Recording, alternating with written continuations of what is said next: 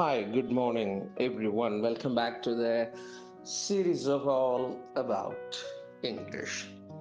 Empty nester அப்படின்னா வெறும் வீட்டுக்கு சொந்தக்காரர்னு அர்த்தம். நெஸ்ட் அப்படின்னா கூடுக்கு நெஸ்ட்னு சொல்லுவாங்க. நெஸ்டர் அப்படின்னா அந்த கூட்டுக்கு சொந்தக்காரர்.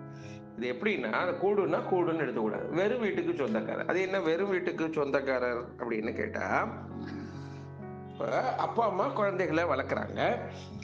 அவர்கள் வளர்ந்து விடுகிறார்கள். வேலை நிமித்தமாகவோ அல்லது தனி குடித்தனம், திருமணமாகி தனி குடித்தனம், இந்த வீட்டை விட்டு அவங்க வேற இடத்துக்கு ரீலொகேட் ஆயிடுறாங்க. அங்கேயே அவங்க தங்கி விடுகிறார்கள். எப்பொழுதாவது தான் இங்க வராங்க. அந்த மாதிரி இருக்கிற சூழலுக்கு அப்போ அப்பா அம்மா மட்டும் வீட்டில் இருப்பாங்க இல்லையா, அவங்கள எம்டி நெஸ்டர் அப்படின்னு சொல்ற ஒரு பழக்கம் நார்த் அமெரிக்கன்ல, அதாவது அமெரிக்காவில், யூஎஸ்லன்னு வச்சுக்கோங்களேன், அங்கே இந்த பழக்கம் இருக்கு. ஒரு இன்ஃபார்மலாக சொல்லக்கூடிய ஒரு எக்ஸ்பிரஷன் இது.